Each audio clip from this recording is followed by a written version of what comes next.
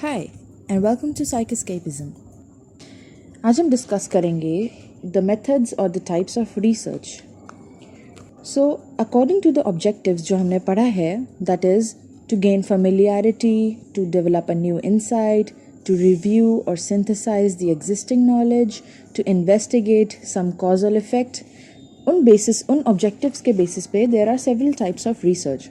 सो पहली type of research होती है हमारी descriptive type of research. In this one, the main objective is describing the state of affairs as it prevails at the time of study. यानी कि जो study का time है उस टाइम जैसा भी माहौल है, जैसा भी वो जो भी हम चीज़ को मेजर कर रहे हैं वो जैसी भी है, we just simply describe it. There is no effect and cause और something, we are just simply describing it. So इसके बेनिफिट्स क्या हैं? फर्स्ट थिंग, इसमें सबसे ज़्यादा बड़े बड़े सैम्पल साइजेस यूजेस होते हैं. सो इसके बेनिफिट्स क्या हैं? फर्स्ट, इसके सबसे ज़्यादा लार्ज सैम्पल साइजेस होते हैं, इसलिए डेटा कलेक्शन जो होता है वो काफ़ी एफिशिएंट हो जाता है एंड कॉस्ट इफेक्टिव हो जाता है. So we can use these questionnaires and surveys and observation method जो कि इसको ईजी बना देता है. Second, it can use both qualitative and quantitative data, इसलिए ये ज़्यादा एक होलिस्टिक काइंड ऑफ व्यू हो जाता है सब्जेक्ट को लेकर. The third point is that ये जो डिस्क्रिप्टिव रिसर्च होती है इसमें कोई एडिशनल मैनिपुलेशन ऑफ एनवायरनमेंट नहीं होती. ये एक रिस्पोंडेंट के अपने खुद के नेचुरल एनवायरनमेंट में होता है, इसलिए the integrity is assured and accuracy is assured. Since यहाँ पे कोई भी मैनिपुलेशन ऑफ एनवायरनमेंट नहीं हो रहा, मैनिपुलेशन ऑफ इंडिपेंडेंट वेरिएबल नहीं हो रहा, इसलिए we can not call it a true experiment studies. वही बात करते हैं लिमिटेशंस की. तो limitations, as we can say that it's not an experimental research because इसमें ऑब्जर्वेशनल डेटा होता है जिसको हम रेप्लिकेट नहीं कर सकते ईजिली. सेकेंड थिंग, दैट अगर कोई जो रिसर्चर है, if he is not able to make the properly frame the questions, so this can compromise the results of the study. Another one is that since ये एक descriptive study होती है, it's highly not very usual that people इसमें statistical tools का use करते हैं. And lastly, there is something called an observer effect, that अगर एक observer वहाँ पर खड़ा होता है at the time of taking the response, so there is kind of a bias present in the person who is giving the interview or giving the survey. So this thing is called the observer effect. Okay, so applications इसकी क्या हो सकती हैं? हमारे जो national sample surveys and census methods होते हैं, for example the study of socio-economic status of distance education on the students of India, इसमें हम gender composition and economic status की बात करते हैं. ये जो चीज़ें हैं ये मे बी अगर हम 2009 में रिसर्च कर रहे हैं, it could be different, and again जब हम 2019 में रिसर्च कर रहे हैं, it could be different. So this is one example of descriptive study. Now the application is, there are two kinds of descriptive studies जो हम कर सकते हैं. First is cross sectional study and another one is longitudinal study. जो cross sectional study होती है उसमें हम एक टाइम पे अलग अलग जगहों से या अलग अलग स्ट्रैटा से हम लोग वन टाइम डेटा कलेक्शन कर सकते हैं. एंड लॉन्गिट्यूडनल स्टडी में क्या होता है कि एक ही इंसान की या एक ही सैम्पल की हम लोग एक से ज़्यादा बार एक ही टाइम पीरियड में अलग अलग पॉइंट्स पे हम लोग उनकी डेटा कलेक्ट करके स्टडी कर सकते हैं. There are certain types of descriptive research. First is survey research, correlational studies, and third is causal comparative study. So survey studies, as we know that survey is non-experiment because इसमें एक natural observation में we are just taking जो large sample है उसके हम responses ले रहे हैं, and it's highly descriptive in nature. ये usually social sciences में use होती है. There is some scope of biased approach also because हम इसमें random sampling करते हैं. उसके अलावा correlational studies, इसमें क्या होता है, वी आर बेसिकली दो वेरिएबल्स के, one is criterion, one is predictor, और you can say the independent and dependent variable, इनमें हम रिलेशनशिप चेक करते हैं. बट ये जो कोरिलेशन स्टडी होती है, it does not give out any kind of causal relationship between the variables. Okay, what it just tells that क्या direction है, क्या वो दोनों साथ में, जब ये बढ़ रहा है तो दूसरा वेरिएबल भी बढ़ रहा है, ये जब घट रहा है तो दूसरा वेरिएबल भी घट रहा है, या फिर किस मैग्नीट्यूड से ये दोनों साथ में बढ़ रहे हैं एंड घट रहे हैं. Okay, the last one is causal comparative research. ये बड़ा सिंपल होता है दैट इसमें we are studying the cause effect relationship between a dependent and independent variable कि क्या लेट्स से क्या एग्ज़ाम के टाइम पे रोट लर्निंग जो होती है क्या वो स्ट्रेस कॉज कर रही है बच्चों में. So what is the cause and what is the effect, we are basically looking at that. इसमें हमें वाई एक ढूंढना होता है. इसके कुछ टाइप्स होते हैं. First is retrospective causal comparative research. Retrospective का मतलब होता है पीछे के पास्ट के इवेंट्स को देखना, तो मतलब जो हो चुका है we are doing a research on that. And prospective causal comparative research, इसमें क्या होता है, प्रोस्पेक्टिव मतलब फ्यूचर, इसलिए हम देखते हैं कि फ्यूचर से रिलेटेड क्या कॉज एंड इफेक्ट चीज़ें हो सकती हैं. Another type of research is expose facto research. Expose facto research बहुत ही सिंपल होती है. इसमें क्या होता है कि जो चीज़ ऑलरेडी हो चुकी है उसको हम भाई पढ़ते हैं. सो बिजनेस ऑर्गेनाइजेशन में लेट्स से कि अगर जॉब में कुछ सेटिस्फैक्शन लो है या ऐसा कुछ कई बार हो चुका है, तो ऐसी कौन सी चीज़ है जिस वजह से ये हो रहा है. So we basically studying something which has already occurred. Let's take an example. Basically मैंने ग्रेजुएशन में रिसर्च करी थी that how did COVID affect लोगों का personal hygiene. So that was an ex post facto research कि कोविड हो चुका था एंड मैं अब देख रही हूँ कि क्या पर्सनल हाइजीन के चेंजेस लेकर आया वो लोगों में. Okay, the next type is the historical research. As the name suggest it is something similar to expose factor कि हिस्टोरिकल रिसर्च हमें पास्ट के बारे में रिसर्च करने को देता है. एंड इसमें for example growth of trade unions of India and evolution of modern education system in India, इसके ऊपर अगर हम पुराने टाइम से रिसर्च करते आ रहे हैं then that would be historical research. Another one would be analytical research. Analytical research में क्या होता है that the researcher uses facts और इन्फॉर्मेशन जो ऑलरेडी अवेलेबल है.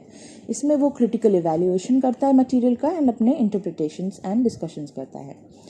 The one of the most important one is exploratory research. इसमें usually क्या होता है कि हम अपनी जब रिसर्च कर रहे होते हैं तो हम उसके पहले एक एक्सप्लोरेटरी रिसर्च करते हैं, एक kind of small scale study जिसको हम पायलट स्टडी भी बोलते हैं. उसको करके we just take a little sample and we do our research on a small scale just to see कि क्या हम जो कर रहे हैं is it even worth it. It makes use of secondary data. For example literature review जो हम करते हैं, केस स्टडीज़ जो हम पढ़ते हैं, ये सब क्या है हमारी exploratory research. Another one of my favorite types of research and also a lot of scientists' favorite kind of research is experimental research. Here is a quote that says, "Men do not think they know a thing till they have grasped the why of it." So जब तक लोगों को why नहीं समझ में आता उनको लगता है कि उन्हें कुछ भी पता नहीं है. This was said by Aristotle. So earlier हमने पढ़ा कि कॉजल कंपेरेटिव रिसर्च होती है जिसमें कोई भी हम मैनिपुलेशन नहीं करते. एक्सपेरिमेंटल रिसर्च का एक इम्पॉर्टेंट पॉइंट होता है मैनिपुलेशन ऑफ द इन्वायरमेंट और of the independent variable. So first let's talk about the 3 main characteristics of experimental research. इसमें 3 कंडीशंस हैं कि अगर ये प्रेजेंट है then it can be called a experimental research. The first one is manipulation. Manipulation का मतलब होता है कि एक एक्सपेरिमेंटल डिज़ाइन को हम कैसे उसका इन्वायरमेंट चेंज करें. लेट्स से मैनिपुलेशन बेसिकली क्या होता है कि हम उसका इंडिपेंडेंट वेरिएबल हो गया या इन्वायरमेंट हो गया, इसको हम कैसे चेंज कर रहे हैं, इसको कैसे हम मॉडिफाई कर रहे हैं. इस चीज़ को हम ट्रीटमेंट या इंटरवेंशन भी कहते हैं. Manipulation of an independent variable में must involve the active intervention of the researcher. तो रिसर्चर ही करता है ये. The next feature is control. We understand and are able to identify the different factors. जो भी हमारे फैक्टर्स होते हैं जो कि किसी एक वेरिएबल को इफ़ेक्ट कर रहे होते हैं, किसी एक वेरिएबल को इफ़ेक्ट कर रहे होते हैं, उनको हम कंट्रोल करते हैं. The third and the last one is random assignment. बहुत ज़रूरी होता है एक्सपेरिमेंटल रिसर्च में रैंडमाइजेशन का कि हर एक सैम्पल के हर एक मेंबर का एक इक्वल साइज होता है of being selected in a population. Okay, the next thing we are going to talk about is reflexivity. Reflexivity refers to circular relationships between cause and effect. So हमें पता है कि जो reflexive relationship होती है ये दोनों तरफ एक सर्कल की तरह चलती है, यानी कि जो कॉज है वो एक इफ़ेक्ट बनाता है और वो इफ़ेक्ट फिर से उस कॉज की बात करता है. इसका सबसे बड़ा एग्जाम्पल है poverty and unemployment. Let's talk about types of experimental research. According to Campbell and Stanley, experimental research वो रिसर्च होती है जिसमें वेरिएबल्स जो होते हैं वो मैनिपुलेट किए जाते हैं और जो इफ़ेक्ट वो दूसरे वेरिएबल्स के ऊपर कर रहे होते हैं. And let's talk in the terms of independent and dependent variables. यानी कि जो इंडिपेंडेंट वेरिएबल होता है उसे हम मैनिपुलेट करते हैं और उसका क्या इफ़ेक्ट पड़ रहा है डिपेंडेंट वेरिएबल पे वो हम देखेंगे. यही होती है एक ट्रू एक्सपेरिमेंटल रिसर्च. सो इसमें कुछ डिज़ाइंस होते हैं. The pre experimental research design, इसका मतलब होता है कि experiments for the purpose of comparison. इसमें हम कंपैरिजन करते हैं. एक्सपेरिमेंटल डिज़ाइंस जब हम बात करते हैं तो उसमें ट्रू एक्सपेरिमेंट्स, क्वासाई एक्सपेरिमेंट्स और कुछ स्टैटिक एक्सपेरिमेंट्स भी आते हैं. प्री एक्सपेरिमेंट्स हमारे टिपिकल एक्सपेरिमेंटल डिज़ाइन की तरह नहीं होते. ये बेसिकली एक्सप्लोरेटरी टूल्स होते हैं, जैसे कि one shot case study research design. So इसमें हम जस्ट वन केस स्टडी लेते हैं, उसको हम ट्रीट करते हैं. फॉर एग्ज़ाम्पल उसको हम एक अपनी रिसर्च की तरह, एक ब्लूप्रिंट की तरह ट्रीट करते हैं और उसमें हम कॉज एंड इफ़ेक्ट देखने की कोशिश करते हैं. फॉर एग्ज़ाम्पल जो एजुकेशनल इंस्टीट्यूशंस होते हैं वो इस प्री एक्सपेरिमेंटल रिसर्च डिज़ाइन को यूज़ करते हैं टू एडमिनिस्टर एग्ज़ाम्स और evaluate students eight the end of a semester. Students 10 क्या हुए, हमारे डिपेंडेंट वेरिएबल्स हुए और लेक्चर्स जो हुए वो हमारे इंडिपेंडेंट हुए. Since exams at the end of the semester conduct होते हैं, it is easy to conclude that एक वन शॉट में हमने केस स्टडी की रिसर्च कर ली. The other feature of this is one group pre test and post test design. यानी कि वन ग्रुप है, हमने एक ग्रुप लिया, उस पर हमने एक प्री टेस्ट किया. लेट्स से अग्रेशन के पेशेंट्स हैं एंड हमने उन पर एक टेस्ट किया उनका एग्रेशन लेवल जानने का. फिर हमने अपना ट्रीटमेंट या फिर इंटरवेंशन या फिर मैनिपुलेशन, जो भी आप कहना चाहे, वो हमने लगाया एंड उसके बाद फिर से हमने एक पोस्ट टेस्ट लिया. इसके बाद अगर हमारी ये वाली रिसर्च सक्सेसफुल होती है then we can also generalise it. इसमें हम कंट्रोल थोड़ा कम यूज़ करते हैं. इसमें हम कंट्रोल थोड़ा कम यूज़ करते हैं. The last one is static group comparison. The third and the best one is the static group comparison. As the name suggests, इसमें हम लोग एक ग्रुप को डायनामिक रखते हैं एंड एक ग्रुप को स्टैटिक रखते हैं. So we can say that एक ग्रुप हमारा कंट्रोल होता है, उसके ऊपर हम कोई भी एक्सपेरिमेंट नहीं करते एंड हम एक ग्रुप के ऊपर अपना ट्रीटमेंट लगाते हैं और उसके बाद हम दोनों ग्रुप्स को पोस्ट टेस्टिंग करते हैं. The next one is true experiments. True experiments बिल्कुल सिंपल, एकदम गोल्ड स्टैंडर्ड में होते हैं, बिल्कुल साइंस की तरह होते हैं. इसमें हमारे pre test post test design होते हैं जिसकी अभी मैंने बात करी थी, and post test only control group design. इसमें हम दो ग्रुप्स यूज़ करते हैं, एक होता है कंट्रोल ग्रुप, एक होता है एक्सपेरिमेंटल ग्रुप. दोनों के ऊपर हम ट्रीटमेंट लगाते हैं एंड सिंपल एक बार हम पोस्ट टेस्ट करके चेक कर लेते हैं कि क्या हमारी इफ़ेक्टिवनेस ऑफ द ट्रीटमेंट चली कि नहीं चली. Then we have pre test post test control group design. इसमें हमारा प्री टेस्ट भी होता है, पोस्ट टेस्ट भी होता है एंड एक कंट्रोल ग्रुप भी होता है. फॉर एग्जांपल ये वाला जो मेथड है हम इसमें एम्प्लॉयज़ की स्किल्स देखने के लिए यूज़ कर सकते हैं. तो लेट्स से कैंडिडेट्स को हम बोलते हैं पहले आप टेस्ट दीजिए, किसी चीज़ का हम उनकी स्क्रीनिंग करते हैं, उसके बाद फिर हम अपना इंटरवेंशन लगाते हैं, उसका हम इम्पैक्ट वगैरह और इम्प्रूवमेंट टेस्ट करते हैं in the post test. And in this control group example employees subjects होते हैं और जो ट्रेनिंग उनको दी जा रही है that is the treatment. The last one is the Solomon 4 group design. इसमें क्या होता है दैट हम सब्जेक्ट्स को 4 ग्रुप्स में डिवाइड करते हैं और हम एक 2 बैचेस एक बार में लेते हैं, उनके ऊपर pre test and post test लगाते हैं. तब तक जो बाकी के एक कंट्रोल और एक एक्सपेरिमेंट खाली बैठे रहते हैं. फिर हम दूसरा 2 ग्रुप्स को उठाते हैं और फिर से उन पे pre test, intervention and post test लगाते हैं.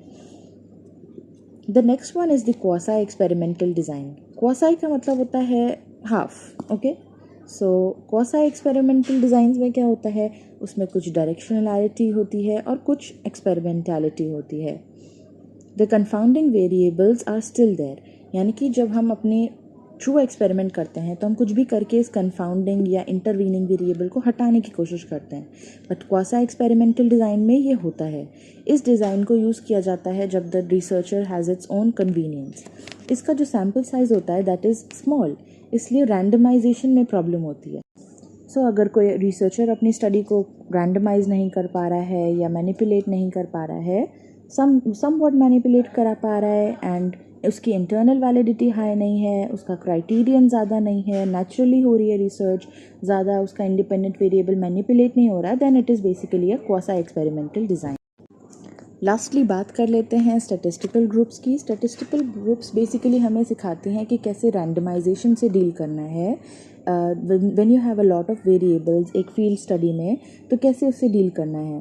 सो it gives the first one, that is a randomise block design. Randomise block design को आप इस तरह समझिए कि there are a lot of blocks. वो ब्लॉक्स बेसिकली सैम्पल के यूनिट्स होते हैं जिसको रिसर्चर ग्रुप करके एक साथ एक यूनिट बना के रख देता है। फिर जो हमारा ट्रीटमेंट या इंटरवेंशन है वो एक एक करके रैंडम ब्लॉक्स में दिया जाता है, और जब सारे ब्लॉक्स में ये ट्रीटमेंट लग जाता है तब हम उसके इफ़ेक्ट्स को चेक करते हैं। Then we'll have a completely randomise block design.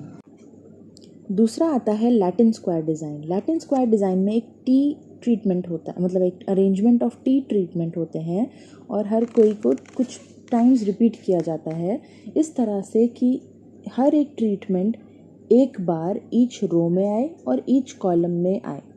That is how you do a Latin square design. इसके ऊपर एक अलग से वीडियो मैं बाद में बनाऊंगी, because it's a little bit difficult to understand for those who don't know about it. The last one is the factorial design. इसमें क्या होता है, it is use to examine the treatment variations, कि treatment में variations कितने हैं, and can combine a set of independent studies into one. तो अगर कई इंडिपेंडेंट स्टडीज़ हैं उसमें जो ट्रीटमेंट है वो वेरी कर रहे हैं, उन सबको एक में कंबाइन कर लेना ताकि एफिशिएंसी बढ़ जाए हमारी रिसर्च की। That is what a factorial design does. So that is all for today, and I'll try to make more research videos, and I'll try to go a little bit more in depth next time. So stay tuned on Psychescapism.